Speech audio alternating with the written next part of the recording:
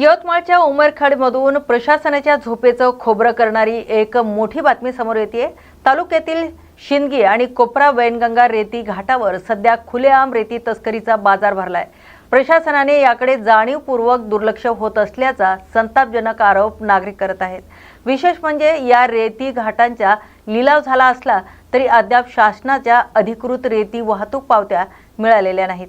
मात्र सलग 4 दिवस आलेल्या पाडवा, ईद आणि शनिवार रविवार या सार्वजनिक सुट्ट्यांचा फायदा घेत कंत्राटदारांनी शासनाचे नियम धाब्यावर बसवून शेकडो ब्रास रेतीचा उपसा केलाय।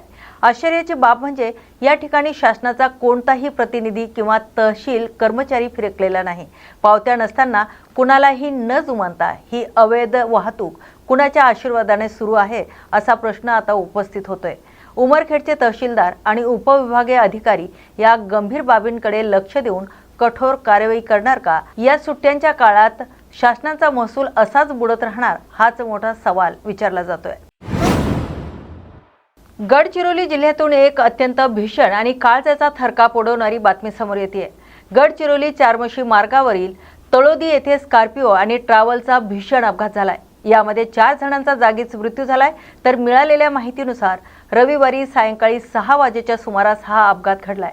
एका लग्नासाठी निघालेल्या कुटुंबाच्या स्कॉर्पिओ गाडीला समोरून येणाऱ्या ट्रॅव्हलने जोरदार धडक दिली। ही धडक इतकी भीषण होती की स्कॉर्पिओचा अक्षरशः चक्काचूर झाला असून 12 जण जखमी झाले आहेत।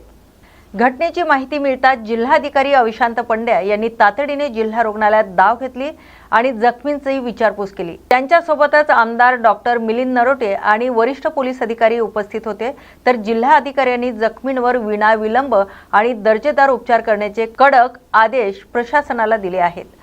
जखमींना सध्या गडचिरोली जिल्हा रुग्णालयात हलवण्यात आलं असून मृतांच्या कुटुंबियावर दुःखांचा डोंगर कोसळलाय। या भीषण अपघातामुळे संपूर्ण जिल्ह्यात हळहळ व्यक्त केली जात असून पोलीस या घटनेचा अधिक तपास करत आहेत।